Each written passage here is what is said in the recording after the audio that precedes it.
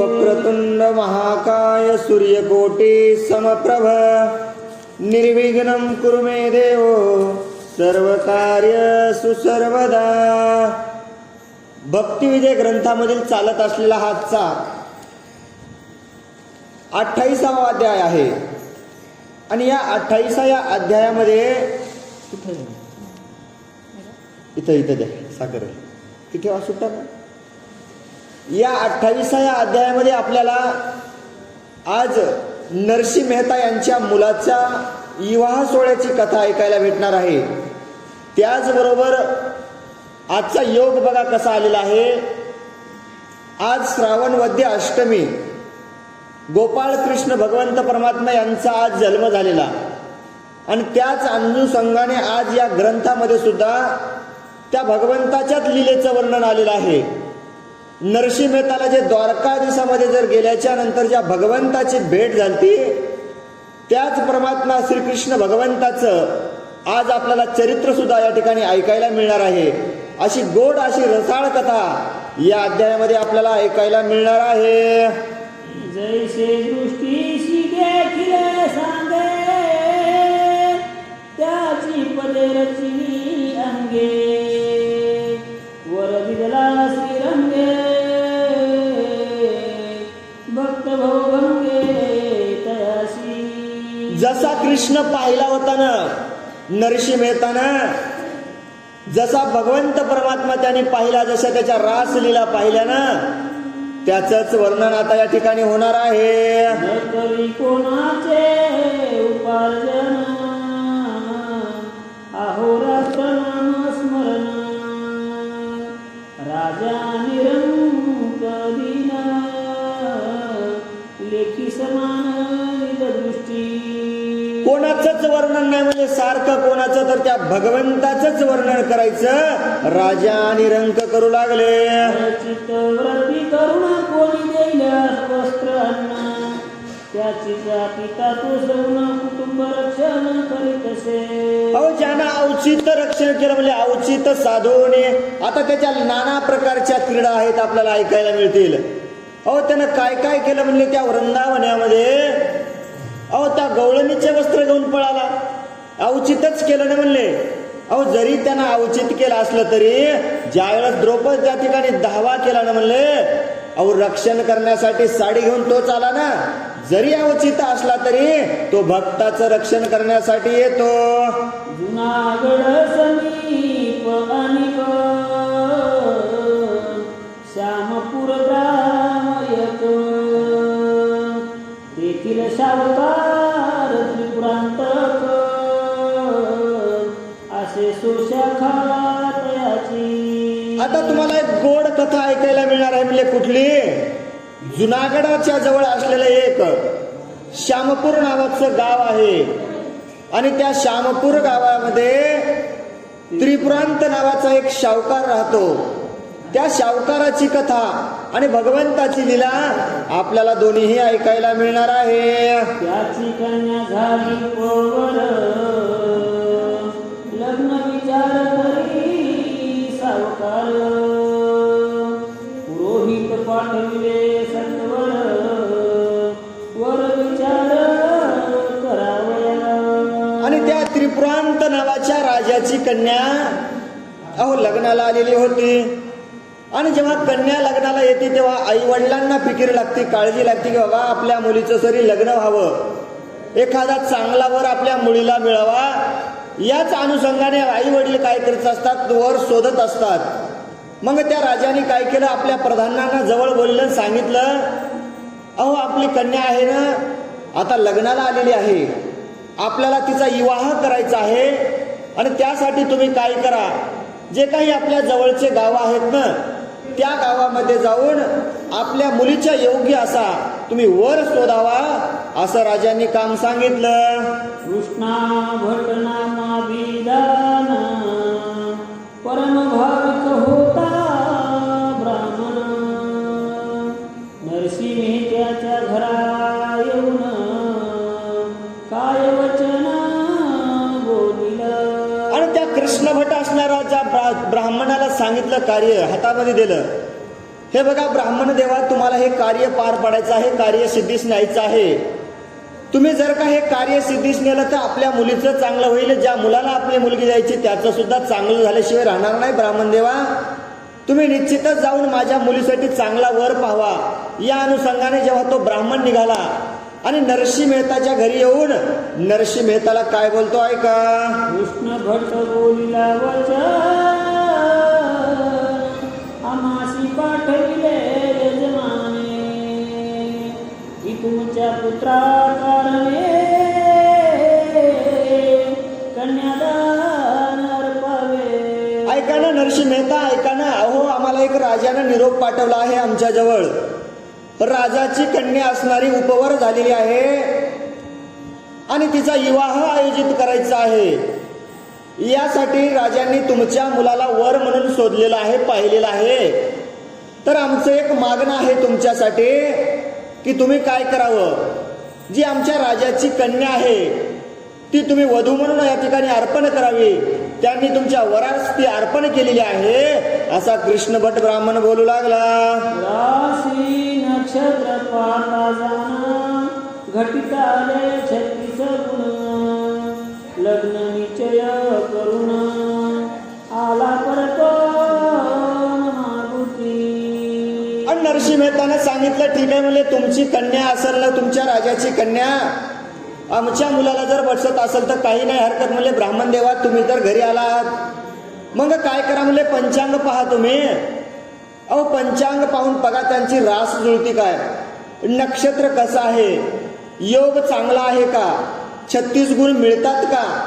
सगळे जर गुण मिळत असतील, शास्त्र पद्धत मान्य असेल आणि सगळं का शास्त्रानुसार जर होत असेल तर आम्ही तुमची कन्या आमची या ठिकाणी वरासाठी वधू म्हणून आम्ही अर्पित करण्यासाठी तयार आहोत. असं सांगितल्याबरोबर ब्राह्मणांनी शास्त्र पाहिलं, सगळं शास्त्र पाहिलं आणि नरसी मेहताला सांगितलं गुरुदेवा सगळं काही योग्य आहे म्हणले आणि कन्या तुमच्या घरची होणं हे शास्त्राला सुद्धा मान्य आहे म्हणले. म्हणून आता काय करा तुम्ही, आता लग्नाची घटिका वेळ काढावं. आणि मग ब्राह्मण देवाने सांगितलं बाबा म्हणले लांब कशाला जायचंय, या श्रावण महिन्यामध्ये मुहूर्त चांगला आहे म्हणले आणि आपण याच महिन्यात लग्न आटपून घेऊ. पुरोहित्या केली सोयरिका, तेची मान्य सर्वासी देख, त्या दिवशीचा ऐसा दंडक, मान्य सकळीक करती की. पुरोहित केली सोयरीक. अहो, ज्या आपल्या पुरातन माणसांनी जी सोयरीक केली आजा पंजा वडिलांनी, ती सगळ्यांना मान्य राहायची. राजा बोले दल हाले. अहो, जे काही राजाने सांगितलं ते जनतेला मान्य होतं ना. मग आपलंही तेच झालं ना. आपल्या आई वडिलांनी आजा पंजांनी जी आपल्यासाठी बायको शोधली, न बघता आपण पसंत केली, हो आता चालेल का, नाही ना. आता मुलगा म्हणते नाही बाबा तुम्हाला काही कळत नाही, आई तुला काही कळत नाही, मला जावावं लागल, माझ्या 4 मित्रांना दाखवावी लागल, त्यांना पसंत आली तर मी करीन. पूर्वी होतं का असं, हो नाही. जे मामांनी मामींनी आई वडिलांनी आजा पंजांनी जी सोयरीक लावली ना तीच मान्य करायची. त्यांना जी वधू पसंत असायची ना तीच वधू त्या घरात यायची. पण आता काळ बदलत गेला आणि हा कलियुग लागला. कलियुगामध्ये मान्य होत नाही. पण त्या राजाची रीत होती, त्या नगराची रीत होती की जे पुरोहित ब्राह्मण आहेत, जो राजा आहे, जो राजा काही निर्णय घेईल, जे पुरोहित निर्णय घेतील ना तेच तर सर्व राज्यांना मान्य असायचा.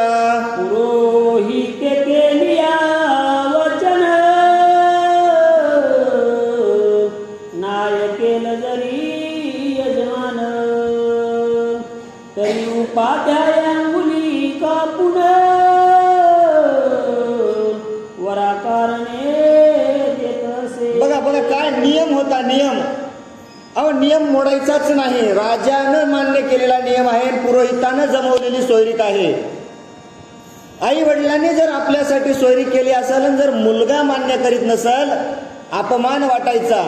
पण राज्यामध्ये असा नियम होता की बाबा पुरोहितानं केलेली सोयरीक जर तुम्ही मान्य करीत नसताल तर काय करावं लागेल, त्याला आपल्या डाव्या हाताची करंगळी कापावं लागल आणि त्या वधू असणाऱ्या वधू पक्षाच्या काय करावं लागेल, चरणावरती अर्पण करावं लागेल. का बाबा आम्ही चुकलो आहोत, आमचं गाव मान्य करत नाही, हा त्या राज्यामध्ये दंड असायचा. देश दंडक ऐसा जाना म्हणून निश्चय करी ब्राह्मण यजमानाशी बोले वचन धरले लग्न कन्येचे. देशामध्ये हे दंड होताना ब्राह्मणाला मान्य होतं ना, म्हणून ब्राह्मणाने येऊन राजाला सांगितलं, ऐका ना, अहो आपल्या कन्येचं लग्न आता काय केलेलं आहे, आम्ही तो वर पाहून या ठिकाणी लग्न करायचं ठरवलेलं आहे. जुनागडी नागरा ब्राह्मण परमभाविक वैष्णव जाण त्यांच्या पुत्राशी कन्यार्पण निश्चय करून आलो मी. निश्चय करून आलो म्हणजे पाहून आलो. नरसिंह मेहताचा मुलगा वर म्हणून मला पसंत आलेला आहे आणि मी तो पाहून आलेला आहे. ऐकोनी पुरोहिताचे वचन हसू लागले सकळ जण म्हणती मुलीचे प्रारब्धन आले दिसोण विपरीत. आणि मग सगळेजण हसायला लागले, म्हणले पुरोहिता तुम्ही सोयरी केलीस, पण आम्हाला काही वाटत नाही म्हणले मुलीचं चांगलं होईल, आम्हाला वाटत नाही तो मुलगा चांगला असल, अशी शंका मला त्या गावातील लोक निर्माण करू लागले. म्हणती तो वैष्णव उदासी कीर्तनी नाचे अहर्निशी कन्या त्याशी अर्पिली कैसी सोयरा आमाशी साजेना. सोयराच पसंत नाही म्हणले, आम्हाला सोयरा पसंत नाही. आणि सोयऱ्यात काय कमी होतं म्हणले, तो कीर्तन निशी उपवासी. अरे त्यानं काहीच विचार करत नाही म्हणले, सारखं त्या भगवंताचं नामस्मरण करतो आणि त्या कीर्तनामध्ये नाचतो. मग असा असणारा सोयरा, आपण धन दौलत संपत्ती आपला एवढा असणारा राज्य कारभार आहे आणि त्याच्याकडे तर काहीच नाही, सारखा वैष्णवनिका असणारा तो भगवंताचा भक्त देवाचंच नामस्मरण करतो, कीर्तनामध्ये नाचतो. मग आपल्या पोरीचं काय कल्याण होईल, आपल्या पोरीचं चांगलं होणार नाही, म्हणून आम्हाला ही सोयरी पसंत नाही. ज्याचे घरी श्री भागवत श्रवण करीती साधू संत अवघे उदास विरक्त तो सोयरा माते साजना. अहो ज्याच्या घरी म्हणले सगळे काय करतात, भागवत कथा श्रवण करतात साधू संत, ते काय कामाचं म्हणले, घरी बोलवायचं साधू संतांना कथा ऐकू घालायची. आपलं राज्य बघा ना किती मोठं आहे, आल्या गेलेल्यांचा मान आहे, प्रत्येकाला आहेर होतो, धन दौलत देतो आपण. राजामध्ये एवढा राजाचा डंका आहे आणि त्याच्या घरी काहीच नाही ना, मग ही सोयरी आपल्याला मान्य नाहीत. जयासी आपुले आणि परावे समविषमना उठावे सर्वाभूती सारख्या भावे सोबत नव्हे तो आम्हा. अरे सोबत नाही ना म्हणले आम्हाला, त्यांना शम विषम कळत नाही, आपला परका कळत नाही, देव दैत्य कळत नाहीत, काहीच कळत नाहीत ना म्हणले. नरसिंह मेहता म्हणजे काय होतं, यारे यारे लहान थोर सगळ्यांनी या म्हणायचे, या कीर्तनामध्ये बसा. कधी दुजा भाव केला नाही, तू या जातीचा तू त्या जातीचा, तू लहान आहेस तू मोठा आहेस असं पाहिलं नाही. आणि मग त्या लोक म्हणू लागले राज्यातील, अहो देवा, अहो ब्राह्मणा, अहो तो कुठल्याच प्रकारचा विचार करत नाही ना म्हणले, त्याला आपलं परक कळत नाही, सगळ्याला आपलंच म्हणते म्हणले, मग काट्या घालतील मग कळल का त्याला, ते लोकांवर विश्वास ठेवतंय, आपलं परक त्याला कळत नाही, मग त्याची ना आपली सोयरी होणं शक्य नाही.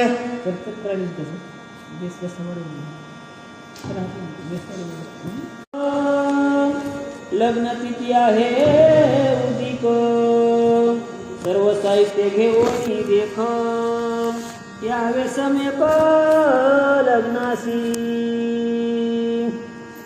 आम्ही ग्रस्त नामांकित सोयरा दुर्बळा विष्णू भक्त असे होईल पिशुनाथ ऐशी मातन करावी. आणि ब्राह्मण सांगू लागला, आम्ही सगळ्यांना सांगितलेलं आहे, लग्न घटिका समीप आलेली आहे, तुम्ही काय करावं, आपलं सगळं वऱ्हाड घेऊन त्या नगरामध्ये यावं.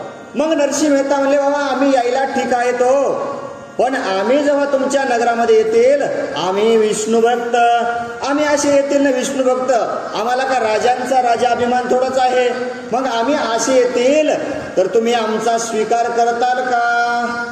लग्न आणावे आहे 500 हत्ती घोडे शिविकारथ वाद्य लावून अपरिमित यावे त्वरित संभ्रमे. लग्न संभ्रम घेऊन या म्हणले, वाद्य लावावं, हत्ती घोडे रथ घेऊन यावे आणि 500 पब्लिक सुद्धा आणावी म्हणले लग्नाला.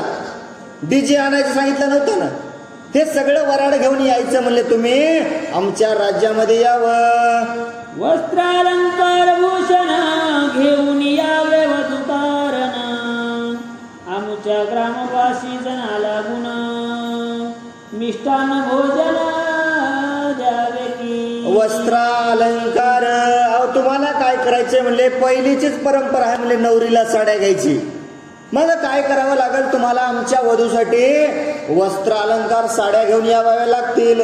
एवढंच नाही म्हणले, आमच्या नगराची परंपरा आहे, आमच्या नगरामध्ये 5 दिवस 7 दिवस विवाह चालतो. पण पहिले दिवसचं भोजन तुम्ही जी हळद असते ना, ती आम्हाला वराकडून असते, म्हणून तुम्ही पहिले दिवसाच्या जेवणाचं साधन सुद्धा सोबत घेऊन यावं. ऐशी साहित्य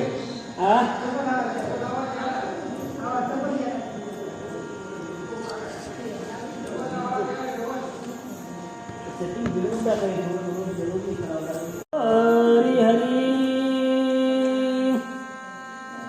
श्री गणेशाय नमः. ऐसे साहित्य घेऊन उदिक न होता त्याचे आगमन तरी निश्चय अशी मोडेल लग्न सत्य जान गुरुवर्य. ऐका ना गुरुवर्य, तुम्ही ऐका ना. अहो सगळं साहित्य मी सांगलेलं आहे आणि सगळं साहित्य घेऊन जर त्यांचं आगमन नाही झालं ना काय होईल. अहो एवढा खटाटोप करून मिळवलेलं हे लग्न आहे ना, तर हे लग्न मोडल्याशिवाय राहणार नाही. ऐशी आट घालिता जान पुरविताची कळली कुणा त्रिपुरांत काशी उपलक्षण दृष्टांत देऊन बोलत. अहो सगळं सांगू लागले ब्राह्मण, सगळं केलंय म्हणले मी, सगळं नियोजन लावलेलं आहे, वराड येणार आहे, लग्न होणार आहे. आणि तुम्ही जर मधातच अशी काही जर आड घातली ना, लग्न मोडल. मग तिरुप्रांत नावाचा राजा आता काय सांगतो ऐका. अने भीमा करायाची कन्या नवरी कृष्णाशी अर्पिली जे अवसरी रुक्मी तयाची हेळना करे तैशा परित्वा केली. तैशा परित्वा केले. कृष्ण भीमक राजाची असणारी कन्या रुक्मिणी श्रीकृष्णाला द्यायची आहे. आणि रुक्मानंदाला होता का हो कृष्ण पसंत? नाही ना म्हणला. आपल्या आत्याचा जवळचा मुलगा आहे ना, शिशुपाळाला द्यायची ना म्हणला. अहो वडील म्हणला, बाबा म्हणला, तुम्ही हे काय केलं म्हणला. चांगला असणारा नवरदेव शिशुपाळ सोडला आणि कोणाला द्यायची? त्या चोराला. माखन चोर किती चोऱ्या करतो म्हणला ते, तुम्ही पाहिलं नसेल म्हणला त्याचं चोऱ्या करताना. एवढ्या चोऱ्या करणारा तो कृष्ण आहे, त्याला ही नवरी द्यायची? असं शक्य नाही ना. तो कोण? राजा सांगू लागला, ब्राह्मण देवा, जशी कथा आपल्याला श्रीकृष्णात झालेली आहे तीच कथा आपल्या राज्यात सुद्धा होईल. तुमचे इच्छित असेल जे मन ते सर्व येईल घडून. ऐसे मनोनी ब्राह्मण गेला परतो न सांगावया. ब्राह्मणानं सांगितलं, जे काही तुमच्या मनामध्ये आहे, अहो तुमच्या मनातली जी इच्छा आहे ना राजा हो, अहो ती इच्छा पूर्ण झाल्याशिवाय राहणार नाही. लग्न घटिका ठरलेली आहे आणि लग्न सुद्धा होणार आहे. जर अशी इच्छा तुमच्या मनामध्ये आहे ना, मग हे लग्न सुद्धा होईल. आणि हे वृत्तांत सांगण्यासाठी ब्राह्मण निघाले. अशी नेत्याशी बोले वचन उदिक उत्तम आहे लग्न. तुम्ही सर्व साहित्य घेऊन साये श्रीकृष्ण करावा. आणि सांगितलं काय करायचंय म्हणले, सगळं काय साहित्य घेऊन यायचं आहे आणि सहाय्य करायचं आहे. तुम्हाला हे जे काही लग्न आपल्याला करायचं आहे ना, ते सगळं लग्न आम्हाला सुद्धा मान्य आहे आणि तुम्ही लवकर आमच्या नगरात यावं. परम चातुर्य कृष्ण भट जाण, अति भाविक वैष्णव जन, जेनेशी दिस जाईल लग्न, तैसी वचने बोलिल.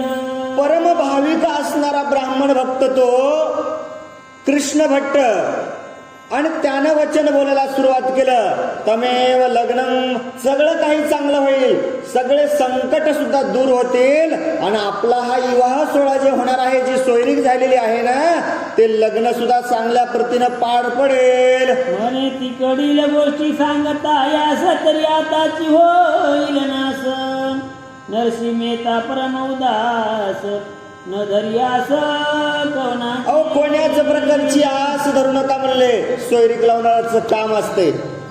सांगता येईल का हो, हे असं म्हणू लागले, ते तसे म्हणू लागले, एवढ्याला सगळ्याला मी बोललो तेव्हा आपली सोयरीक जुळली, जमत नाही म्हणले. काय असतंय, झाकली मुठ 1.25 लाखाची ठेवावं लागते, सांगावं लागते. काय, अरे सोयरे चांगले आहेत, लग्नासाठी तयार आहेत.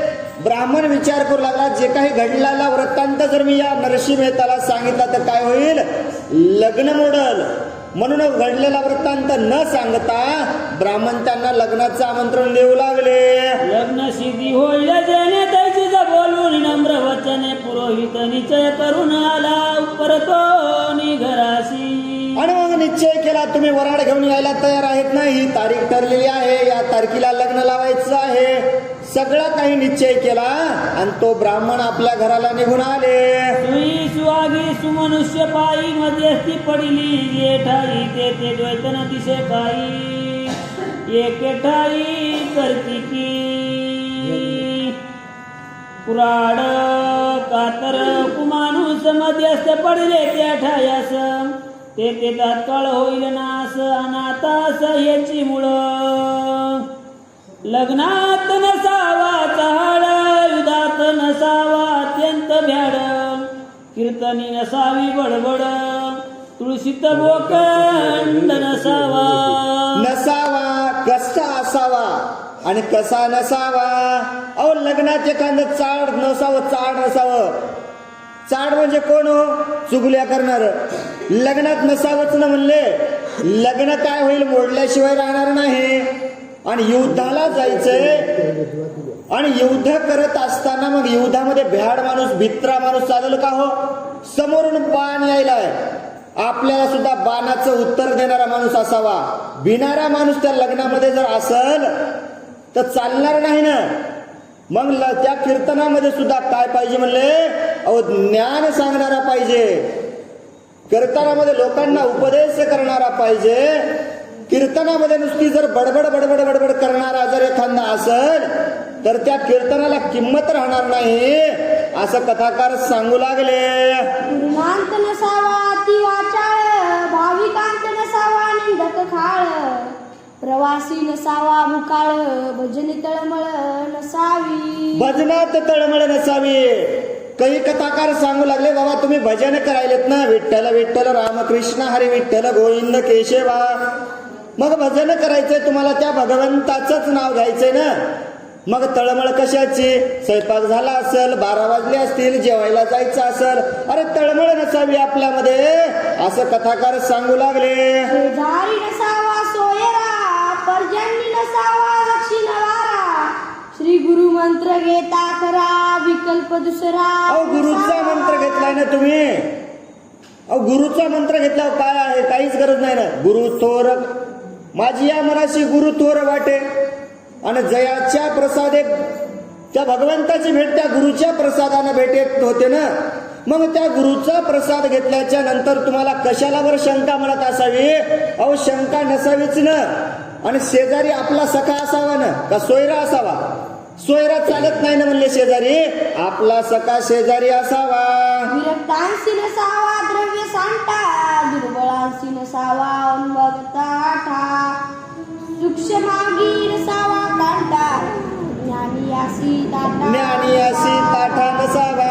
अहो ज्ञान आलं की माणसाला काय होतं? गरमी येते. मया इतकं कोणाला जमत नाही, मयासारखं कोणाला जमत नाही, मया इतकं ज्ञान कोणाला नाही. अरे तुम्हाला ज्ञान आले ना तर त्या ज्ञानामध्ये ताठा नसावा. अहो विरक्त एखादा आहे त्याला दरवे साठाची गरजच काय आहे हो? पहिलेच समाधान देवाने दिले ना, मग दरवे तुम्हाला काय करायचे आहेत हो? असं कोण कथाकार सांगू लागले. शाब्द नसावा सत्पात्र कुब्राह्मण घ्यावे अग्निहोत्र अपत्यासी औषध मात्र स्वातंत्र्य वैगे न घ्यावे. स्वातंत्र्य वैद्य न घ्यावे. आता एखादा जर रोग झालाय तुम्हाला तर त्या रोगाचं औषध स्वातंत्र्यपणे घ्यावावं लागेल ना. मग रोग झालाय ना पत्ते नाही केलं तर ते काहीच कामाचं नाही. मित्र नसावा कंटक कृपण सोयऱ्यासी न घ्यावे व्याजी धन साधकी सेविता राज्यान सुकृत खंडन होतसे. मित्र कसा असावा म्हणले? मित्र एखादा दुष्ट असावा ना म्हणले. मित्र जर असावा ना तर मित्र चांगलाच असावा. असो आता बहुभाषण राहील ग्रंथ निरूपण पुरोती निश्चय सांगून आला परतोन निज ग्रामा. ठीक आहे म्हणले, तुम्हाला आता किती उपदेश करायचा म्हणले, किती उदाहरणं द्यायचे. 35 वर्ष झालं पोती गावात चालू आहे म्हणले, सुधारले नाही. मग हे एवढेच उदाहरणं देऊन सुधारणार आहात का तुम्ही? सुधारणार नाहीत म्हणले. उग वाच्या वेळ बडबड करण्यात फायदा नाही म्हणले. आपण आता असणाऱ्या कथेकडे येऊत. यजमानाशी सांगे वचन उदयिक सत्वर येईल लग्न तुम्ही सर्व साहित्य करून सावधानपणे सावधान असावे. आता सांगायला सुरुवात केली ब्राह्मणानं राजाला. ऐका ना राजा, मी सगळं काही निश्चित केलेलं आहे. या टायमाला या दिवशी वऱ्हाड येणार आहे. आपल्याला मांडव घालायचं आहे, आलेल्या वऱ्हाडांची सोय करायची आहे, सगळं साहित्य जमा करायचं आहे आणि आपल्या नगरामध्ये हा लग्न सोहळा पार पडणार आहे. त्यासाठी आपल्याला सज्ज राहायचं आहे. सोनी बोले त्रिपुरांतक नरसी मेहता एकला एक काही साहित्य नसता देख कैसा उदयिक कैसा उदयिक येईल. राजानं शंका मनात निर्माण केली. म्हणले ब्राह्मण देवा, अहो तुम्हाला सांगू का म्हणले, आपलं एवढं दल आहे, आपल्याकडे एवढी सैन्य आहे, एवढं राज्य आहे आणि नरसी मेहता अहो एकटाच आहे ना म्हणले. त्याच्याकडे तर काहीच नाही. आणि तुम्ही सांगायले की मी त्याला 500 पब्लिक आणायला सांगितली, घोडे आणायला सांगितले, सगळं रथ घेऊन यायला सांगितलं. पण माझ्या मनामध्ये शंका आहे म्हणजे तो एकटाच आहे आणि एवढं साहित्य घेऊन कसा येईल. एक मोडावया कारण मनोनी उदिक धरिले लग्न याचे विषयी उपक्रम करून दृष्टांत वचन बोलत. दृष्टांत वचन द्यायला सुरुवात केलं. म्हणले सोयरीक धरली आहे ना, मोडणार नाही म्हणले. सोयरीक निश्चितच काय करील तो मेहता, हा सगळं साहित्य घेऊन येईल. तोंड जवणे श्रावण मासी मागो गेले शेकन्येसी तेरे उत्तर जितले त्यांची वैशाख मासी लग्न करू. हीच घे डबल तोंडे जवणे श्रावण मासी मागे गेले शेकन्येसी तेने उत्तर दिले त्यांची वैशाख मासी लग्न करू. दूध कंडे श्रावण मासी. अहो गेल्या वर्षी आपल्याला कथा आलती श्रावण महिन्यामध्ये, आपण धोंड्याच्या महात्म्यामध्ये कथा ऐकली. त्या श्रावण मासामध्ये जेव्हा मागं गेलते ना तेव्हा भगवंतानं त्या कन्येला सांगितलं होतं तुझा वैष्णव त्या काय वैशाख तिथीला तुझा विवाह होणार आहे. ती गोड कथा आपण गेल्या वर्षी ऐकलेली आहे. पुढं काय सांगतात ऐका. कृष्ण काळे ताजवळ तो जवणे पावले अंतकाळ देवी मी बोलिला उतावी लग्न सकाळी म्हणून. आणि मग कृष्ण भट्ट सांगू लागले, अहो तुम्ही काळजी करू नका, सगळं काही ठीक होईल, मी सांगितलेलं आहे आणि लग्न उद्या सकाळीच येईल. पुरोहित म्हणे तू अविश्वासी विवेक नाही निज मानसी अहम भाव धरिला चितासी तरी शीघ्रची पावसी अपमान. अपमान होईल म्हणले. राजाला सांगू लागले ब्राह्मण, अरे तू मनामध्ये ही शंका कशाला निर्माण केलीस? तू विवेकी नाहीस, अविवेकी आहेस. तुला ही शंका करण्याची गरज नव्हती. निश्चितच तुझा अपमान झाल्याशिवाय राहणार नाही. कृष्ण भट सांगू लागले, द्रौपदी सतींचे करिता ओळण, अपमान पावला सुयोधन. तैसेच आजी तुझ्या कारण, होईल मज वाट तसे. मला वाटायला म्हणला तू अपमान झाल्याशिवाय राहणार नाही. कौरव पांडवामध्ये मला ज्यावेळेस द्रौपदीचं वस्त्रहरण होऊ लागलं ना, अरे सगळे पाहत होते म्हणला, एकही उठत नव्हता. कमी होते का म्हणला? सगळे एकापेक्षा एक असणारे असताना देखील काहीच करत नव्हते. पण त्या भगवंतानं तिचं ज्यावेळेस लाज राखली ना, तेव्हा सगळ्यांनी माना आपल्या लाजेनं खाली घातल्या ना. त्याच प्रकारे राजा तुला सुद्धा मान खाली घालावं लागल. दुसरे दिवशी नरसी मेता, वसार म्हणी उदयासी येता. स्नान करून या तत्वता, श्रीकृष्ण नाता पूजितसे. आणि नरसिंह मेहताचं नित्यनेम चालू होतं. ब्रह्ममुहूर्तावरती उठायचं, गंगेचं स्नान करायचं आणि भगवंताची पूजा करायची. कोणाची? द्वारकाधीश नंदन त्या श्रीकृष्णाची पूजा करायचा. दुसऱ्या दिवशी सुद्धा त्यानं तसंच केलं आणि त्या भगवंताची पूजा करू लागला. द्वादश टिळे रोखिले दान, गाळा गांतले तुळशी उसन. सवे घेऊनी वैष्णवजन, नामस्मरण. सवे घेऊन वैष्णवजन नामस्मरण करीत असे. अहो नामस्मरण करायला सुरुवात केलं, त्या भगवंताचं नामस्मरण करायचं. आंघोळ केली, किती टिळे लावले म्हणजे अंगाला? आपण किती लावतो? कानाला 2, पाठीला 1, हाताला 1, असे नाही म्हणजे 12 टिळे लावले त्यांनी. आणि गळ्यामध्ये तुळशीची माळ घालून भगवंताचं भजन करू लागले.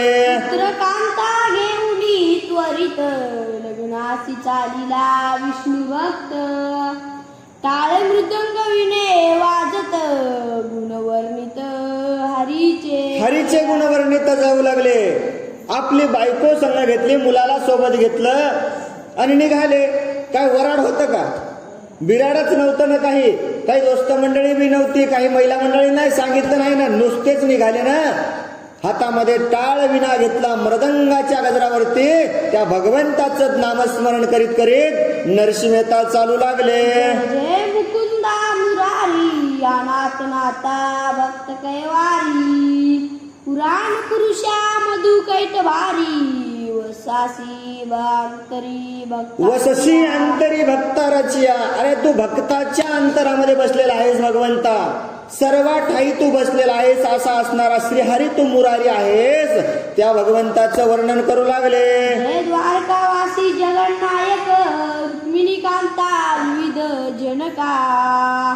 मथुरावासी कंसातका, भक्तांसी सखा तू एक. भक्तांसाठी सखा असणारा तू एक आहेस. द्वारकेचा द्वारकाधीश राजा तू आहेस भगवंता. आणि आमचा जीव की प्राण असणारा तूच आहेस भगवंता.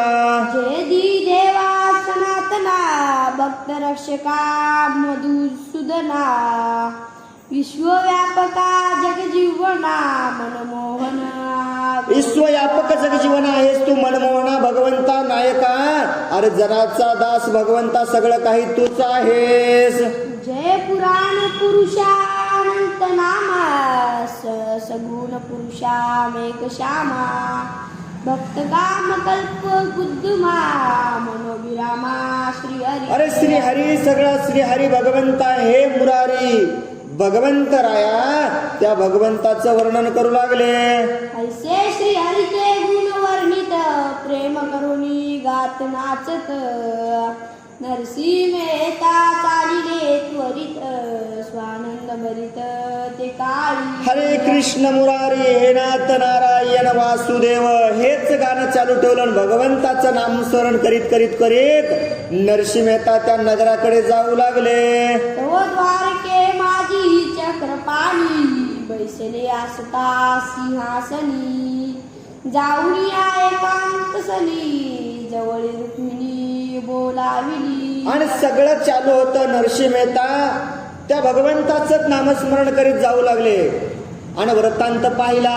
कोण पाहिला? कृष्णानं पाहिला का? नाही पाहिला. रुक्मिणी मातेनं पाहिलं. नरसिंह मेहता तर चालले त्या वराड घेऊन. आणि कृष्ण भगवंत परमात्मा या ठिकाणी निवांत झोपलेले आहेत. सगळं काही डोळे मिटून पाहत आहेत. मग यांना आपल्या भक्ताचं का आस लागली नसेल का हो? आपल्या भक्ताचा विचार नसेल का हो? या अनुषंगाने रुक्मिणी माता उठल्या आणि भगवंताजवळ जाऊन काय बोलतात ऐका. म्हणे नरसी मेहता भक्तराज सद्भावे अनुसरला मज त्याचे पुत्राचे लग्न आज गातो निर्लज्ज गुणनाम. अहो लाज सोडून दिली त्यानं. निर्लज्ज होऊन भगवंताचं नामस्मरण करायला म्हणले देवा. आणि तुम्ही रुसलात की काय? नरसिंह मेहता कोणाचा भक्त होता? आदिमाया आदिशक्ती त्यांना निवारण केली होती ना. भगवंताचा तर भक्त नव्हता. मग जेव्हा रामदासांनी सांगितलं की बा शिवाच्या आदिमाया शक्तीपेक्षा जर मोठा कोणी असेल तर तो भगवंत आहे, मग नरसिंह मेहतानं त्या भगवंताचं नाव घ्यायला सुरुवात केलं. आणि रुक्मिणी माता म्हणू लागल्या भगवंता अहो तो माझा भक्त आहे आणि माझ्या भक्तावरती हे संकट का बरं आलं असेल असं बोलू लागल्या. तरी आपण जाऊन तया आधी स्वांगे करावी कार्यसिद्धी ऐसे म्हणून कृपानिधी मिळवी मांदी भक्तांची. सांगितलं रुक्मिणी मातेनं सांगितलं. अहो बायकोनं सांगितलं ऐकावंच लागते हो. रामाला जावं लागलं होतं. कृष्ण काय म्हणले एक पत्नी एक वचनी असणारा रामाला सीतेनं सांगितलं भगवंता अहो ते हरण दिसायला ना मला त्याची कंचोळी करायची आहे. ऐकलं ना रामानं? रावणानं नाही ऐकलं ना मंडोदरीचं. मंडोदरीनं सांगितलं होतं रावणा अरे तू या सीतेचा नाद सोडून दे. तुझं राज्य राहणार नाही, तुझी संपत्ती राहणार नाही, तुझी ताकद राहणार नाही. ऐकलं नाही रावणानं. म्हणले बायकोचं ऐकलं पाहिजे नवऱ्यानं. माणसाचं चांगलं होतं. मग कृष्णानं ऐकलं ना बायकोचं. रुक्मिणी मातेनं सांगितलं भगवंता अहो एवढं वराड घेऊन जायचंय. हजारो वराड येणार आहे त्या नरसिंह मेहताचं. या काय करण्यानं त्या राजानं तयारी केली. म्हणजे वराड लई येणार आहे. गावभर मांडव टाकला आहे आणि नरसिंह मेहता निघाला म्हणजे 5 माणसं घेऊन. त्या राजाचा अपमान होईल, नरसिंह मेहताचा मान राहणार नाही. यासाठी तुम्हाला काय करावं लागेल भगवंता?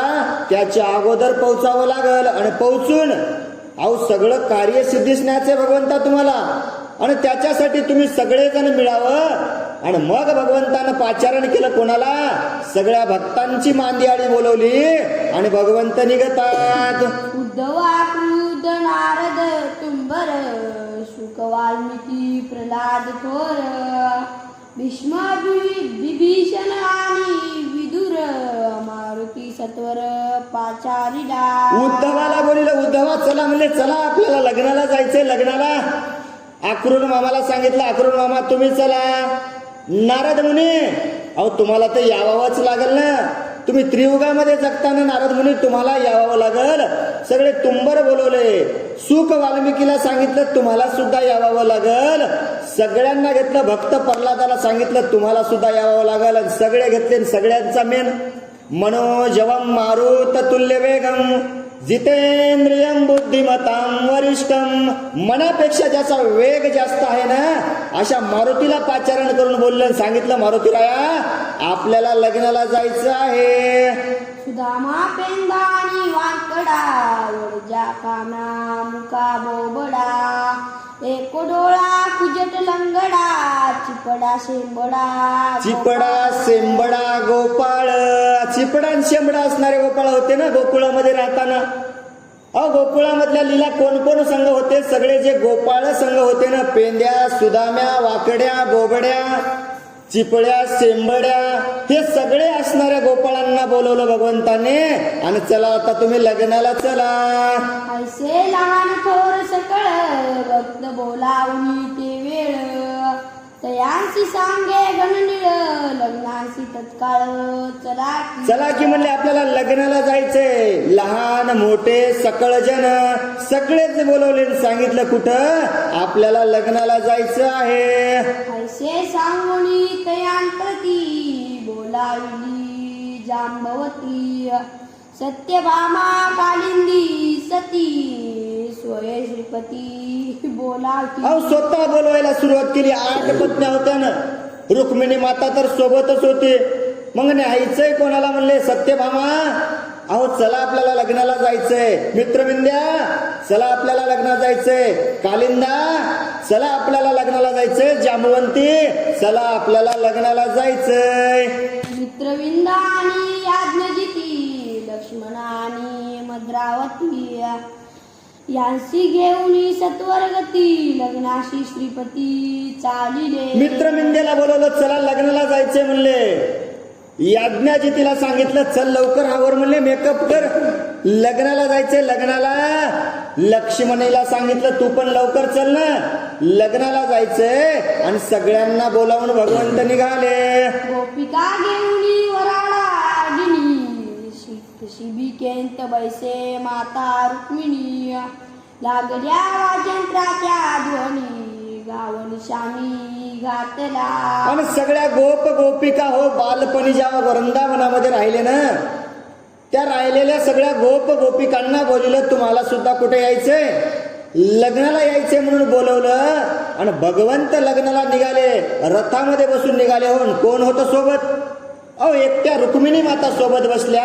आणि सगळा गोपाळ मेळा घेऊन भगवंत चालू लागले. अष्टशीद सकळ दासी, सवे घेऊनी ऋषिकेशी, नरसी मेळात्या त्याच्या लग्नासी, अतिव्यंगेसी चालिले. अष्टसिद्ध असणाऱ्या दासीला बोलिलं.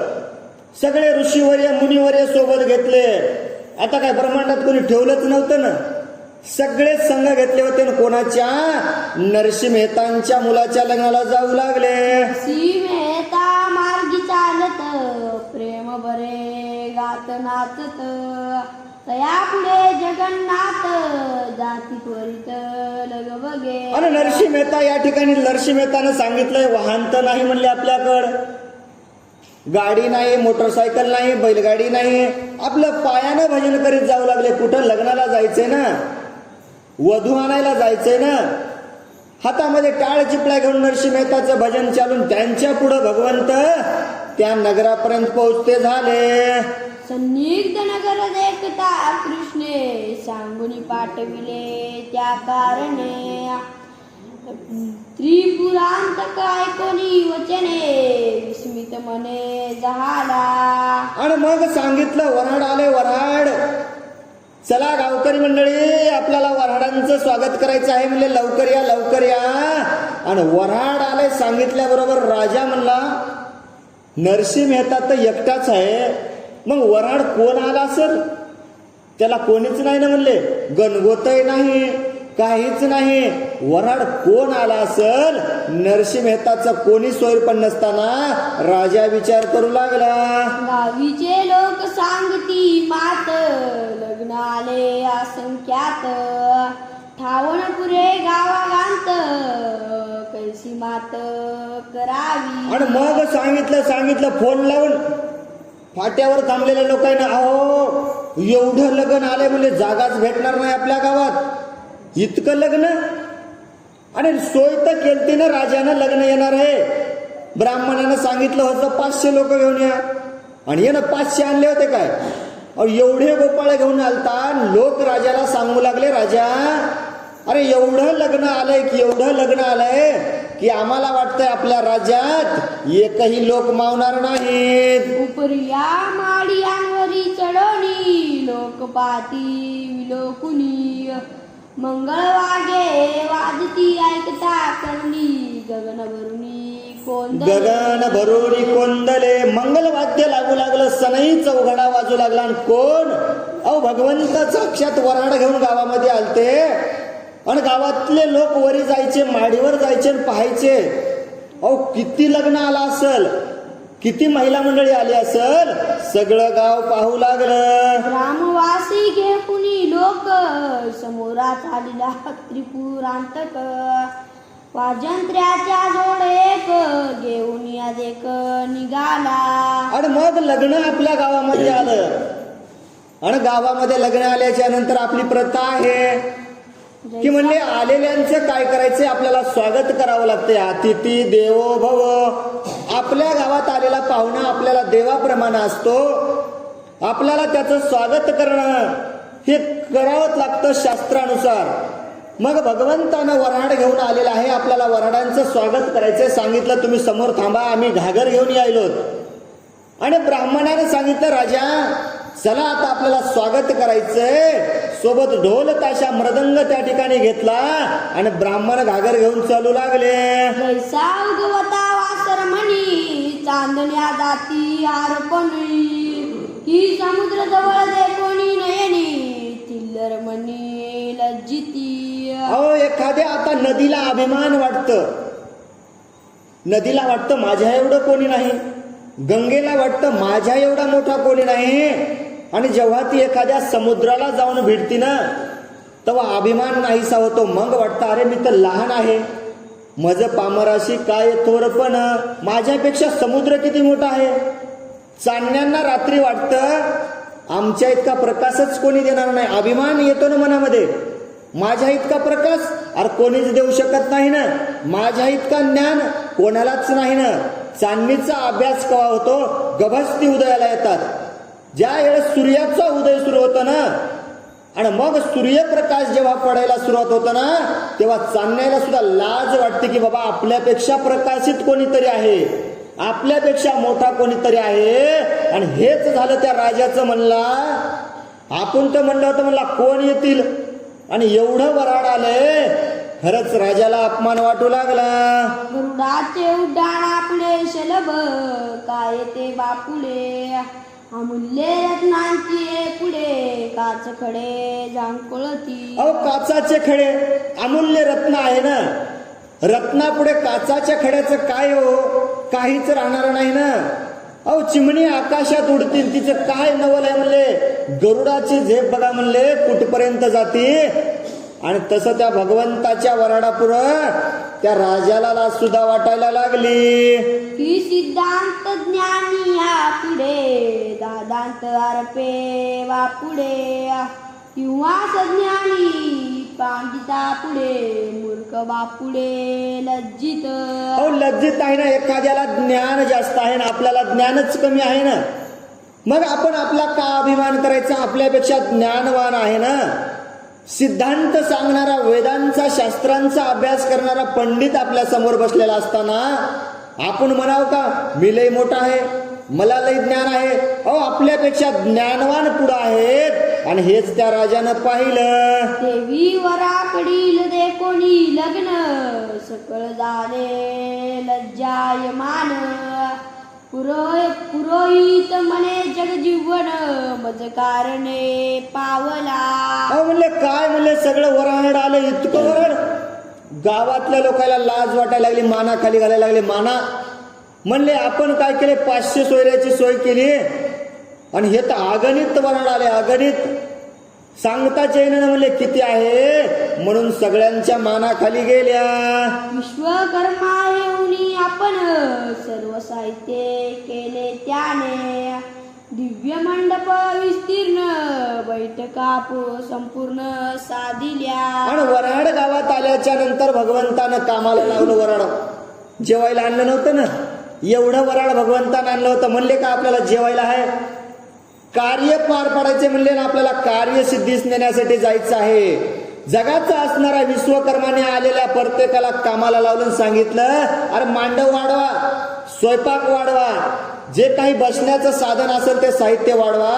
आणि वऱ्हाड कामाला लावलं. लोंढे तिवाशा गालीचे चौक घातले नाना परींचे रंभा तिलोत्तमा येऊनी नाचे देव स्वर्गाचे पाती. रंभाधिक नाचते उभ्या जोडून हात आणि तिरसुळ डमरुळ घेऊन आला गिरिजेचा कंठ. अहो लग्नामध्ये सनई चौघडे वाजायला सुरुवात झाली. कोण, अहो साक्षात स्वर्गीच्या असणाऱ्या अप्सरा रंभाधिकेचा त्या कुठं त्या लग्न सोहळ्यामध्ये नाचायला सुरुवात झाली. नाना परींची उपायने केशर कस्तुरी सुगंध चंदन वरा समवेत नारायण ते येऊन बैसले.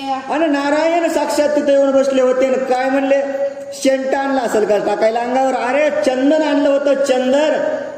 सगळी तयारी केली आणि सगळं वऱ्हाडांची सोय करण्यात आलेली होती आणि सगळं लक्ष भगवंताचं होतं. भोवत्या शोभुनी वराडिली मध्य बैसली माता रुक्मिणी नरसिंह त्याची राणी बैसली येऊनी सन्निध.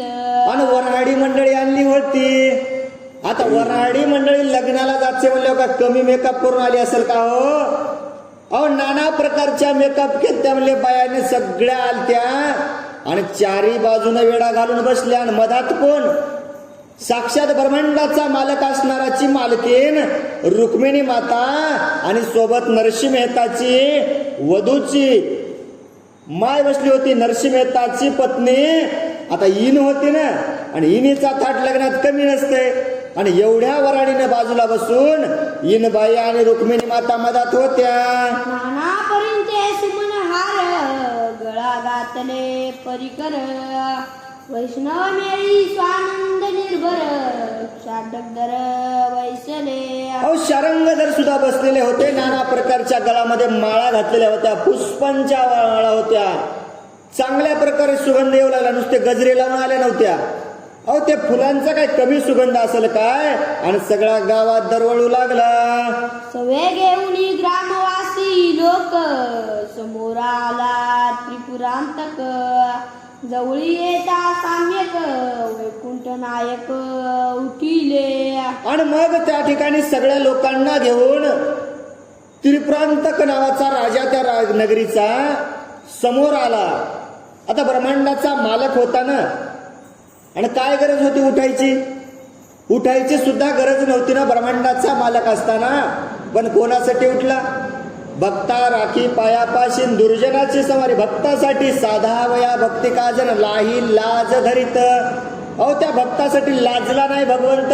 स्वतः उठले आणि समोर जाऊन काय बोलतात ऐका. सकळ भक्तांसमवेत हरी सोयऱ्यांशी भेटले ते अवसरी त्रिपुर रांतकासी मुरारी मुजरोतरी बोलत. आणि सगळ्या सोयऱ्यांच्या देखत उठले भगवंतन जवळ गेले. म्हणले काय इन भेट घ्यायची? मग इन भेट घ्यायची म्हणले म्हणतात ना आपल्या वाड्यातला चांगला मोठा माणूस तिकडचा एक माणूस. आणि मग सांगितलं दोघांची युवाही भेट घ्या. युवाही भेट घेण्यासाठी भगवंत उठले आणि सगळ्यांच्या समोर युवाही भेट घेतली. आणि त्रिपुरांत राजाला काय बोलतात ऐका. नदीसी पूर आलिया बरा भोपळा पावळी पैल तिरा देवी नरसिंह आता तुम मानसिक रा सखा सोयरा जोडला. म्हणले काय हो खरंच म्हणले तुमचं पुण्य आहे. तुम्हाला तो कोण नरसिंह मेहता सोयरा भेटलेला आहे. एखाद्या नदीला जर पूर आला तर भोपळा असणारा तो पुरातून वाहून पलीकडे जातो. तसा भक्त असणारा नरसिंह मेहता त्या भगवंताच्या नामामध्ये तारणारा आहे आणि तो तुम्हाला सोयरा झालेला आहे. भगवंत सांगू लागले आयुष्य सरतीये वेळ सुधारस चुकवी मृत्यू काळ देवी नरसिंह मेहता भक्त प्रेमळ सोयरा केवळ तुम्हासी. सोयरा झाला म्हणले नरसिंह मेहता सोयरा झालेला आहे. एका आपलं आयुष्य असताना म्हणले आयुष्य आणि सरतीची वेळ येते आणि झालेल्या चुका सुधारायच्या असतात. एकदा येतं म्हणले ब्राह्मण सांगतं सावध व्हा म्हणले सावध व्हा. तसं म्हणले तुम्हाला काय झाले झालेलं सोडून द्या म्हणले. पण इथून पुढे सुद्धा आता तुम्हाला नरसिंह मेहता सोयरा झालेला आहे. भगवंत सांगू लागले काम क्रोधादी अहम भाव भवरोगे पीडला होता जीव त्यांची निवार वाया सर्व सोयरा वैष्णव केला. काम आणि क्रोध झालता तुम्हाला आणि शरीर पिडलं होतं म्हणले तुमचं भयरोगानं. हे तुमचा भयरोग निवारण्यासाठी तो तुम्हाला असणारा नरसिंह मेहता सोयरा झालेला आहे.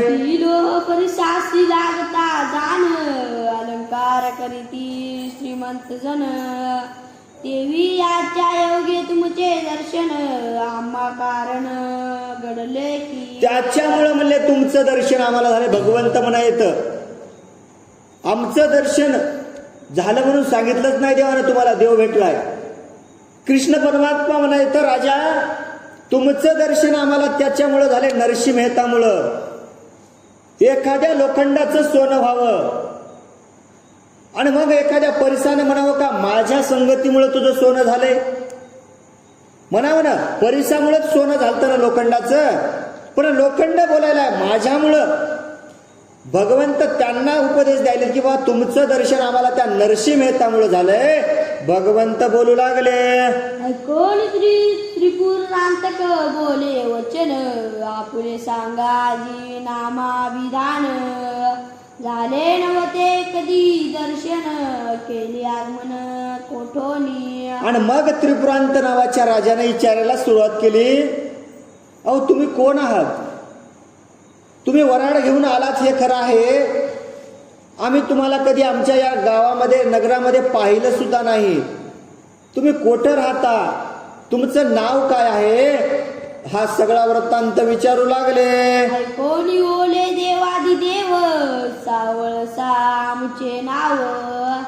नरसिंह मेहत्याची देवगेव, करीतो सर्व निजांगे.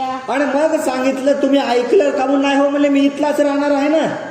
सावळा माझं नाव, सावळा आहे म्हणले माझं नाव, सावळा. कृष्ण सखा सावळा. आता सावळा नाव सांगितलं सुद्धा ओळखू आला का हो? नाही आला ना. देव आपल्या समोर असतो हो, आपल्याला सुद्धा ओळखता येत नाही. रोज मंदिरामध्ये येऊन बसायचं, भगवंताचंच नामस्मरण करायचं. पण नाथ महाराजांचं भारूड आहे बघा, मला आठवण झालंय, तुझं आहे तुझं पाशीन परी तू जागा चुकलासी. अरे भगवंत तुझ्याच हृदयामध्ये आहे, फक्त तुला ओळखता आला नाही. भगवंत त्याला सांगायचं, अरे मी सावळा आहे, सावळा, आणि या तुमच्या लग्नविधीसाठी आलेला आहे.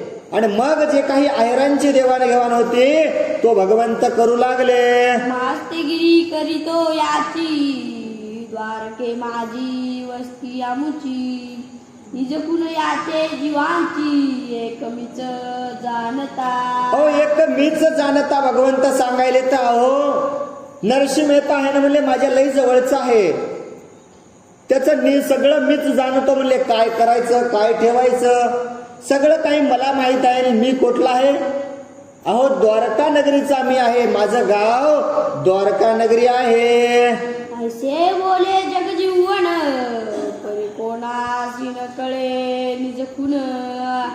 तो माया लागवी मन मोहन, न कळे महिमान तयाचे महिमान. अहो काय महिमान करणार आहे हो, त्याची माया होती ना सगळी माया. त्यानं तर सांगितलं मी द्वारकेचा आहे, सावळा आहे, आणि मेहता माझा भक्त आहे, मी त्याच्या सगळं निवारण करणार आहे.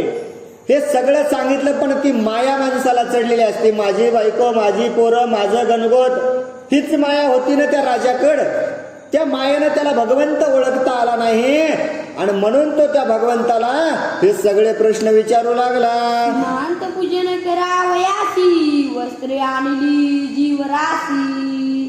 तिनीच म्हणून अर्पावयासी, लज्जित मानसी झाले. आणि मग सांगितलं ब्राह्मणाने, ऐका ना म्हणले, आता श्रीमंत पूजनाची वेळ झालेली आहे, आपल्याला काय करायचे, युवाही भेट झाली म्हणले, आणि श्रीमंत पूजनाचं ताट तुम्ही शेवंतीचा ताट घेऊन लवकरात लवकर यावं. असे जाणून वैकुंठनाथ, त्रिपुरात कांसी काय बोलत. लग्न तो आले आगमित, संकोचे चित तुमचे. अहो काय संकोच चित्त आहे म्हणले, लग्न घटिका वेळ झालेली आहे, शेवंतीला सुरुवात करायची आहे, आणि तुम्ही मनामध्ये काय संकोच करत आहात मला सांगा बरं. तरी स्वयंपाक करिता रुचीकरण, त्यांत लवण घालावे फार. आणि आपुले परिस थोर, सोयरासाचारण करावा. आपल्यापेक्षा थोर साचारण करावा म्हणले. अहो स्वयंपाक केला म्हणले, सगळा स्वयंपाक पंचपक्वानांचं जेवण केलं, काय घातलं नाही मदत. अहो मिठच टाकलं नाही ना म्हणले, त्याला काही चव राहणार आहे का? राहणार नाही ना. मग त्या राजाला वाटू लागलं, बाबा एवढा मोठा आपण सोयरा केलेला आहे, आपलं कसं होईल. आणि आपले गावींचा राजा जाण, त्या त्यासीन घ्यावे व्याजी धन देवी सोयरा थोर पाहून कन्यादान करावे घे डबल तीच घे. आणि आपुले गावींचा राजा जाण त्यासीन गावे व्याजी धन देवी सोयरा थोर पाहून कन्यादान करावे. कन्यादान न करावे म्हणले राजा जर थोर असल, राजाचं काम आहे जनता जगवायचं काम, जनतेचा जनार्दन असणारा राजा आहे आणि तो जनतेचं जनार्दन निवारण करत असताना जर त्याच्याकडून व्याज घेत असल तो राजा काय कामाचा म्हणले. असा राजा एखादा जर असल तर त्याला आपली कन्या देऊ नये म्हणले, तिचं कल्याण होत नाही. ही कवीश्वराची वाणी वाद घालितान पुरे कोणी देवी सोयरा तोर आपणाहुनी सर्वजनीन करावा. अहो एखादा वाद घालत असेल ना, भगवंताच्या नामस्मरणामध्ये जर वाद घालत असेल ना, ते काय कामाचा सोयरा म्हणले, त्याला देव आवडत नाही. असा जर एखादा सोयरा असेल तर ते सुद्धा आपण सोयरा करू नये. सावग्यासी येता गवस्ती ते जाऊन दिसे निशापाती देवी नरसिंहे त्याची देखोनी संपत्ती संकोच चिती झाला. संकोच चित्ती झाला म्हणला, काय नरसिंह मेहतांची संपत्ती आहे.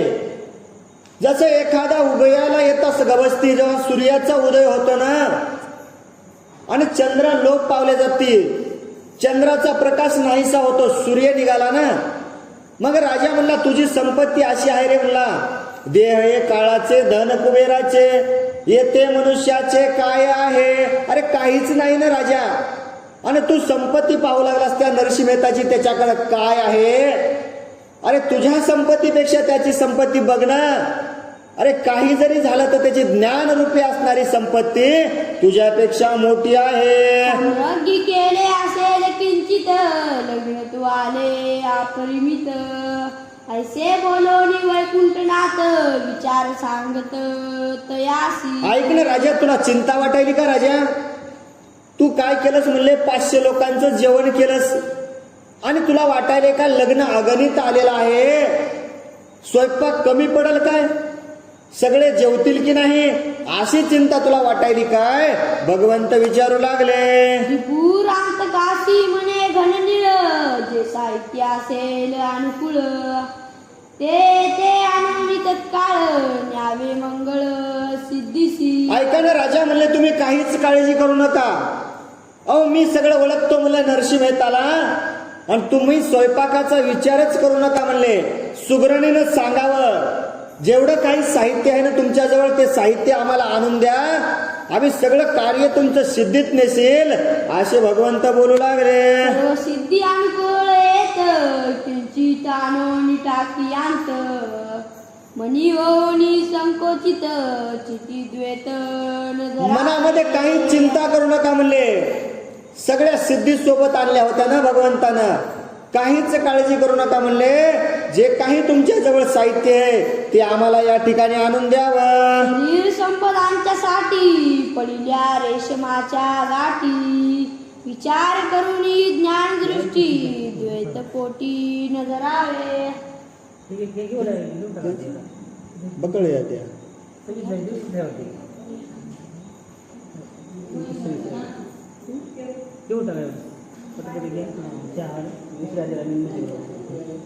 शरीर संबंधांच्यासाठी पडल्या रेशमाच्या गाठी विचार करून ज्ञान दृष्टी 16 थोर मांडिला. 16 थोर मांडायला सुरुवात केली. हळदी लावल्या होत्या आणि लग्नांचा सोहळा होता. मंगळ सनईच्या सुरामध्ये लग्नविधीला सुरुवात झालेली होती. आणि ब्राह्मण काय बोलतात ऐका. देवक प्रतिष्ठा ब्राह्मण भोजने नाना परींची दिव्याने द्विजांसी अर्पुणे नारायणे दक्षिणादने दिदरी. नाना प्रकारच्या देवांना आमंत्रण केलं होतं. सगळ्या देवादिकांना सांगितलं होतं लग्नाला यायचं आहे तुम्हाला. आणि मग आलेल्या वराडांना त्या ठिकाणी आहेर देऊ लागले. नरसिंह त्याशी श्रीपती आहेर आरपी निज प्रीती ते अस्तमाना पातला गबसती विप्र बोलती मंगलाष्टके. आणि मग सांगितलं आहेर द्यायला सुरुवात केली, शेवंती झाली. आणि मग गुरुनं सुरुवात केली. आता मंगलाष्टकाला सुरुवात झाली ना. स्वस्ती न इंद्र स्वस्ती न देव स्वहस्ता. सगळे मंगलाष्टकाला आता गुरुबापांनी म्हणायला सुरुवात केलं. दुर्वासी चरिता अंबरीशासी दहा गर्भवास अंगे शोषी. तो देवादिदेव वैकुंठवासी वधूवरांसी रक्षिता. अहो दुर्वांसानं जसा छळण केलं ना, 10 अवतार त्याला जन्म घ्यावा लागला ना, पण भगवंत वधूवरांचं रक्षण करण्यासाठी ब्रह्मांडाचा नायक त्या लग्न मंडपामध्ये उभे होते. याचे करिता नामस्मरण सकळ दुरिते जाती जळण. तो द्वारकावासी मनमोहन या कारणे रक्षिता. कितीही जरी विघ्न आले ना, नकटीचे लग्न 1700 विघ्न जरी असले ना, म्हणले कोण उभा आहे? जयाचे केलियात नामस्मरण होय सकळ आदी विघ्न. पापाचे नाश होतो ना म्हणले. हरी उच्चारणी अनंत पापराशी जातील लयाशी क्षण मात्रे. त्याचं नाव घेतलं तर सगळे संकट दूर होतात. आणि साक्षात भगवंतच उभा आहे ना, मग कशाला संकटाची भीती? भगवंत मंडपामध्ये वधूवरांना आशीर्वाद देण्यासाठी उभे होते. ब्रह्मादि शंकर जयाशी अखंड जाती निज मानसी. ओ भक्त वत्सल ऋषिकेशी वधूवरांसी रक्षिता. साक्षात भगवंत शंकर सुद्धा कोणाचं? त्या भगवंताचं नाव घेतात ना. श्रीकृष्ण गोविंद हरे मुरारी हे नाथ नारायण वासुदेव. ज्या देवाचं नाव, श्रीकृष्णाचं नाव भगवंत शिवशंकर घेतात ना, मग ते जेव्हा आपल्या लग्नामध्ये उभे आहेत ना, मग आपल्या लग्नावरती संकट कशाचं येईल? तू देवादिदेव सनातन क्षीरसागरी शेष शयन. लक्ष्मीकांत जगजीवन वधूवरांसी रक्षिका. वधूवरांसी रक्षिकी. देवादिदेव असणारा क्षीरसागरावरती विराजमान असलेला भगवंता, तू वधूवरांचं रक्षण करण्यासाठी उभा आहेस. ऐसे अष्टकी म्हणून लग्न लाविले तेव्हा ब्राह्मणी. वागे वाजती मंगळध्वनी गावनिशानी गातला. आणि सगळ्या मंगलाष्टिका भगवंतानं त्या ठिकाणी ब्राह्मणांना म्हणले देवाच्याच मंगलाष्टका म्हणल्या ना. आणि आता तळ हाताचा केला पाळणा. किती पाळणा केला? म्हणजे कोण्या शास्त्राला मान्य आहेत ह्या मंगलाष्टका? नाहीच ना. शास्त्रामध्ये ज्या मान्य आहेत ना, त्याच मंगलाष्टिका ब्राह्मणांनी त्या ठिकाणी म्हणल्या. आणि आता तर म्हणीच ना आपण. आता काय चालू आहे? ताईची मुलगी दादाचा मुलगा झालंय सोयरीक. ह्या मंगलाष्टिका चालणार नाहीत ना म्हणले आपल्याला. देवादिकांना ज्या मान्यता आहेत ना, त्याच मंगलाष्टिका म्हणावं लागतील. 7 मंगलाष्टिका गुरुबापांनी म्हणल्या आणि शेवटची मंगलाष्टक सांगितली. आता सावध सावधान समयो. आता सावध व्हा म्हणले बाबा. हा कलियुगाचा काळ आहे आणि या ठिकाणी तुम्हाला सावध राहावं लागल. जर सावध नाही राहिलात ना, तर तुमचा घात झाल्याशिवाय राहणार नाही. या कलियुगामध्ये तुम्हाला सावधच राहायचंय. म्हणून देवाबापांनी सांगितलं आता सावध सावधान समयो. साधा समीप मी असे म्हणले. आणि मग लग्न पार पडलं. जेथे आला वैकुंठ नायक उन्हा पदार्थ न दिसे तेत. कन्यादानी अपरिमित विप्रांसी देत दक्षिणा. जिथं साक्षात भगवंतच आहे तिथं काय उन्हाव, काय कमी आहे म्हणले. लग्नात काहीच कमी नाही ना.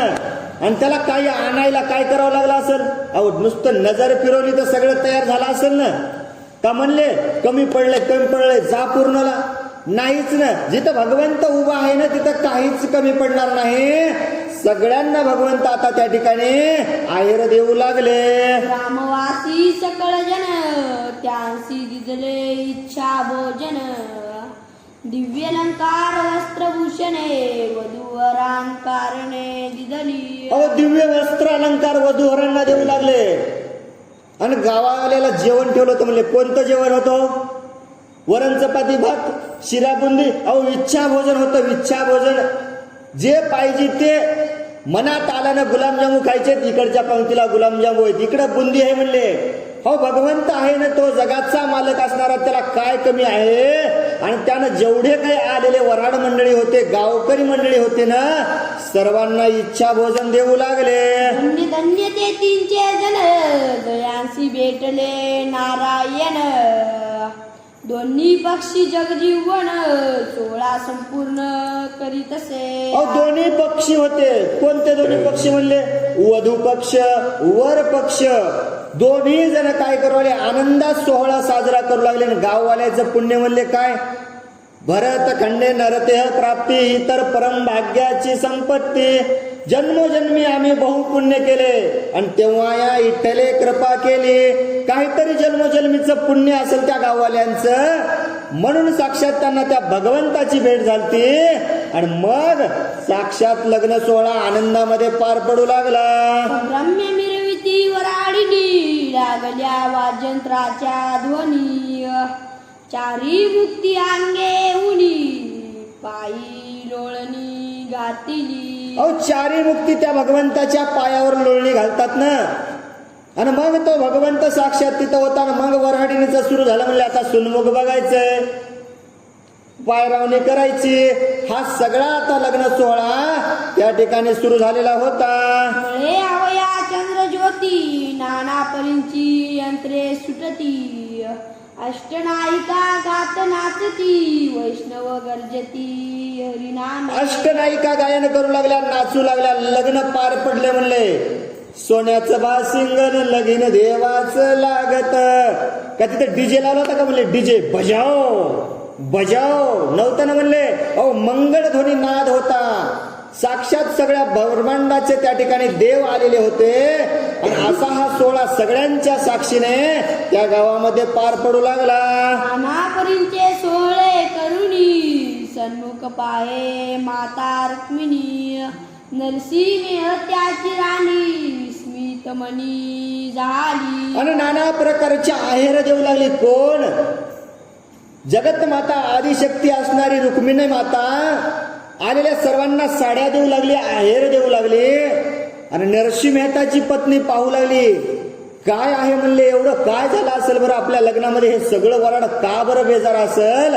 मनामध्ये विचार करू लागली. 4 दिवस करुणी लग्न साडे करीत जगजीवन. वराडी श्रीकृष्ण वस्त्रभूषणे अर्पितसे. आणि एक नाही 2 दिवस नाही म्हणले 4 दिवस पार पडले. 5वा दिवस उजळला आणि 5 दिवसाचा लग्न सोहळा. 5व्या दिवशी म्हणले आता आवरा, जायचंय आपल्याला, वेळ झालेली आहे. काय करा गुरुबाप्पा, तुम्ही आवरा आता, आम्हाला काय करा, साड्याची तयारी करा. साड्यांची तयारी केली. जेवढे काही वराडी द्यायचे राहिले होते ना, वस्त्र अलंकार भूषण आहेर द्यायचे राहिले होते, सगळ्यांना आहेर दिले. आणि मग देवबाप्पांना म्हणायला सांगितलं, आजवर होती आमची, आता झाली तुमची. आणि म्हणा म्हणले मम. आणि आपली कन्या, तो राजा त्या वधूच्या त्या वरांच्या हातामध्ये कन्याचा हात देऊ लागला. त्रिपुरांत काशी कुसोनी त्वरित काय बोले वैकुंठनाथ. सोयरा केला विष्णू भक्त देखीला परमार्थ प्रपंच. आणि मग भगवंत म्हणायला लागले, ऐका ना, सोयरा कसा आहे म्हणले, बघितलं की काय कमी आहे म्हणले सोयऱ्याकडं. प्रपंच भक्त असणारा हा सोयरा परमार्थिक सोयरा आहे म्हणले, भगवंताचा भक्त आहे. आणि एवढा चांगला सोयरा तुम्ही केलात, भगवंत बोलू लागले. समवेत वराडी परतोनी आले जुन्या गडी. नरसिंह मेहता श्रीकृष्ण प्रौढी गातो गोडी हरिनाम. आणि लग्न सोहळा सगळा पार पडला. 5 दिवस निघाले, लग्न वापस निघालं. आणि कुठं? नरसिंह मेहता आपल्या जुनागडी. वराड मिळतच किती, ते काय सगळं ब्रह्मांड थोडंच येणार होतं. जेवढं वराड होतं तेवढं आपल्या घरी घेऊन आले. आणि भगवंताची आनंदानं पोवाडे गाऊ लागले. नरसिंह मेहत्या कानी सांगे जगजीवन. काही संकट पडता जाण माझे चिंतन करावे. आणि मग भगवंत भगवंतानं सांगितलं, देवानं नरसिंह मेहता, चिंतन जर काही लागलं ना, तुला जर काही अडचण आली ना, अरे माझी आठवण कर रे, मी तुझ्यासाठी सदैव उभा आहे. पडता जडभारी येगे आठवावा हरी. नाथ महाराज त्या ठिकाणी आहे, तुकाराम महाराज सांगतात, बाबा आपल्यावर जर संकट आलं ना, कोणतंही संकट येऊ, अगोदर देवाचं नाव घ्यायचं, म्हणजे राम कृष्ण हरी. हे राम, हे रामा, अरे मी तुला अर्पण झालेलो आहे, काय करायचं ते तू कर. माझ्यावरती संकट पडलंय ना देवा, तर हे तुला निवारण करावं लागल. आणि भगवंत साक्षात नरसिंह मेहताला सांगतात की तुला जर कुठलंही संकट आलं ना, तर माझं नाव चिंतन कर तू, अरे मी तुझ्या मदतीसाठी तत्पर उभा आहे. असे बोलून तयाप्रती द्वारकेशी गेला रुक्मिणीपती. पुढे सादर होऊन श्रुती यावदान प्रीती मज घ्यावे. आणि ऐकायला म्हणले, तुम्ही आता सांगितलं, सगळं सांगितलं, आणि भगवंत निघाले कुठं? अहो द्वारकेला निघून गेले. आणि द्वारकेला निघून जाऊन सांगितलं, आता चिंता करू नका, लग्नविधी पार पडलेला आहे, सगळं झालेलं आहे, आणि आता कशाचीच काळजी करण्याची गरज नाही. हो भक्त विजय ग्रंथ जाण की कोमळ तुळशीचे वन. भीमा तीरवासी रुक्मिणी स्मरण स्थळी जाण वसतसे. अहो हा भक्ती विजय ग्रंथ असणार आहे म्हणले. आणि हे काय वन वेगळं नाही म्हणले, साक्षात हे तुळशीचं वन आहे. आणि याच्या ग्रंथामधून निघालेला एक एक शब्द तुम्हाला ज्ञान देणार आहे. तुम्ही त्या भगवंताचं शब्दाचं स्मरण करावं, त्या भगवंताचंच नामाचं स्मरण करावं. आणि जर तुम्हाला जर भगवंताला जवळ करायचं असेल, तर हा भक्ती विजय ग्रंथामध्ये भक्ती कशी करावी, कोणाकोणाला भगवंत प्राप्त झालेला आहे, ही कथा तुम्हाला मी सांगत आहे. आवडीस प्रेम जीवन त्यावरी वर्षला आनंद गण. भाविक सौभाग्य वैष्णव जन झाले ऐकून निज सुखी. अहो सप्रेम प्रेमानं तुम्ही जर आनंदित होऊन हा ग्रंथ ऐकला ना म्हणले, अहो तुमचं मन भरल्याशिवाय राहणार नाही. आणि हा ग्रंथ ऐकून सगळे आनंदित झाल्याशिवाय राहणार नाहीत. पुढील अध्यायी रसाळ कथा हुंडी लिहिली नरसिंह मेहता. महीपती म्हणे सभागे श्रोता सादर श्रवणाता असावा. सादर श्रवण असावा म्हणले. आता इतका वेळ मी तुम्हाला कथा सांगितलेली आहे. माझ्या ज्या बुद्धीतून मला काही भगवंतानं ज्ञान दिलं ना, मी तुम्हाला ते सांगण्याचा प्रयत्न केलेला आहे. पण याच्या नंतर सुद्धा पुढील अध्यायामध्ये त्याच नरसिंह मेहताची तुम्हाला पुन्हा कथा ऐकायला मिळणार आहे, कथा ऐकायला मिळणार आहे. त्या कथेमध्ये नरसिंह मेहतानं जी काही हुंडी दिलेली आहे, एका ब्राह्मणापाशी जो